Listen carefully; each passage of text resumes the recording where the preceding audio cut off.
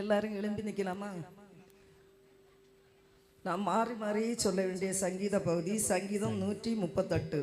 நான் சொல்லுகிறதுபடியே நீங்களும் அப்படியே அதை திருப்பி சொல்லும்படியாக கேட்டுக்கொள்கிறேன். சங்கீதம் 138. உம்மை என் முழு இருதயத்தோடும் துதிப்பேன், தேவர்களுக்கு முன்பாக உம்மை கீர்த்தனம் பண்ணுவேன். உமது பரிசுத்த ஆலயத்திற்கு நேராக நான் பணிந்து உமது கிருபையின் நிமித்தமும் உமது உண்மையின் நிமித்தமும் உமது நாமத்தை துதிப்பேன். உமது சகல பிரஸ்தாபத்தை பார்க்கிலும் உமது வார்த்தையை நீர் மகிமைப்படுத்தி இருக்கிறீர்.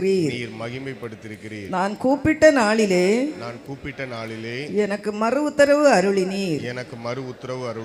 என் ஆத்மாவிலே பலன் தந்து என்னை தைரியப்படுத்தினீர். கர்த்தாவே, பூமியின் ராஜாக்கள் எல்லாரும் உமது வாயின் வார்த்தைகளை கேட்கும்போது உம்மை துதிப்பார்கள்.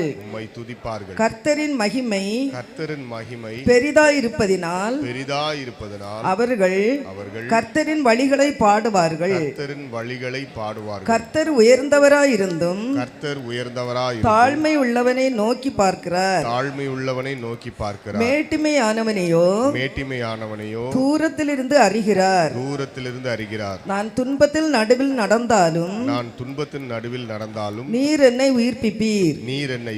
என் சத்துருக்களின் கோபத்துக்கு விரோதமாக உமது கையை நீட்டுவீர். உமது வலதுகரம் என்னை ரட்சிக்கும். கர்த்தர் எனக்காக யாவையும் செய்து முடிப்பார். கர்த்தாவே, உமது கிருபை என்றும் உள்ளது. உமது கரத்தின் கிரியைகளை நெகிழ விடாதிருப்பீராக. எல்லாரும் உட்காருங்க. இதுல இருந்து ஒரு 2 வசனங்களை மட்டும் நான் ஒரு சில வார்த்தைகளில் நாம் தியானிப்போம். சங்கீதக்காரனாகிய தாவீது என்ன சொல்லுகிறார் என்றால், அந்த 6வது வசனத்தை பார்க்கும்போது கர்த்தர் உயர்ந்தவராயிருந்தும் தாழ்மை உள்ளவனை நோக்கி பார்க்கிறார், மேட்டுமையானவனையோ தூரத்திலிருந்து அறிகிறார். கர்த்தர் என்ன சொல்கிறார்? இந்த வசனம் என்ன சொல்ற? கர்த்தர் உயர்ந்தவராயிருந்தும் தாழ்மை உள்ளவனை நோக்கி பார்க்கிறார். நாம் எல்லாரும் தாழ்மை உள்ளவர்கள், நாம் தாழ்ந்தவர்கள், நாம் ஏழைகள் என்று நாம் மனதில் நினைத்து கொண்டு நாம் அநேக நேரங்களில் வருத்தப்பட்டு கொண்டிருக்கிறோம். எனக்கு வசதி இல்லையே, வாய்ப்பு இல்லையே, கண் பார்வையிலே என்று உண்மையாகவே நாம் அநேகர் வருத்தப்பட்டு கொண்டிருக்கிறோம். ஆனால் இந்த வசனம் என்ன சொல்கிறது என்றால், கர்த்தர் உயர்ந்தவராயிருந்தும், அவர் எவ்வளோ பெரியவர். இந்த உலகத்தில் அநேக தேவர்கள் உண்டு, ஆனாலும் எல்லா தேவர்களிலும் நம்முடைய தேவனாகிய கர்த்தர் மிகவும் உயர்ந்தவர். அவர் உயர்ந்தவராயிருந்தும் தாழ்மையான நம்மளை நோக்கி பார்க்கிறார். நாம் எவ்வளோ விசேஷித்தவர்கள் என்று இந்த வசனத்தின் மூலம் நாம் தெரிந்து கொள்கிறோம். உண்மையாகவே நம்மை நினைப்பதற்கு நாம் எம்மாத்திரம் கர்த்தர் நம்மை நினைத்திருக்கிறார். அவர் ஆசீர்வதிப்பார். கர்த்தருக்கு பயப்படுகிற பெரியோரையும் சிறியோரையும் ஆசீர்வதிப்பார் என்று சங்கீதத்தில் இன்னொரு இடத்துல நாம் வாசிக்கிறோம். அப்படியாகவே நாம் கர்த்தருக்கு பயப்பட்டு வாழும்போது அவர் உயர்ந்தவராய் இருந்தாலும் நம்மை தாழ்மையான நம்மளை அவர் நோக்கி பார்க்கிறார், நம்மை ஆசீர்வதிக்கிறார் என்று இந்த வசனத்தின் மூலம் பார்க்கிறோம். அது மட்டுமல்ல, கடைசி வசனத்தை பார்க்கும்போது கர்த்தர் எனக்காக யாவையும் செய்து முடிப்பார். நாம் அவருக்கு பயந்து வாழும்போது, உண்மையாகவே அவருடைய சத்தியத்தை கீழ்ப்படிந்து நாம் நடக்கும்போது நமக்காக யாவையும் அவர் செய்து முடியும். எந்த ஒரு காரியமானாலும் எல்லாவற்றையும் நமக்காக அவர் செய்து ஆயத்தப்படுத்துகிற தேவனாயிருக்கிறார். கர்த்தாவே, உமது கிருபை என்றும் உள்ளது. அவருடைய கிருபை இல்லாவிட்ட அந்த உலகத்தில் நாம் ஒருவர் கூட ஜீவனோடு வாழ்ந்திருக்க முடியாது. ஜீவனை பார்க்க அவருடைய கிருபை நல்லது என்பதை வாசிக்கிறோம். அவருடைய கிருபை நமக்கு வேண்டுமென்றால் ஸ்தோத்திர பலிகளை ஏறெடுக்க வேண்டும். நான் நேற்றைக்கு கூட அந்த சாட்சியில் சொன்னேன், ஸ்தோத்திரம் ஒரு வியாதி நேரங்களிலும் சரி, எந்த நேரத்திலுமே ஸ்தோத்திர பலிகளை, ஸ்தோத்திரத்தினால அவ்வளவு ஒரு கிருபை, ஒரு ஸ்தோத்திரத்தில் அவ்வளவு ஒரு வல்லமை இருக்கிறது என்பது உண்மையாகவே நான் நன்றாக அனுபவித்திருக்கிறேன்.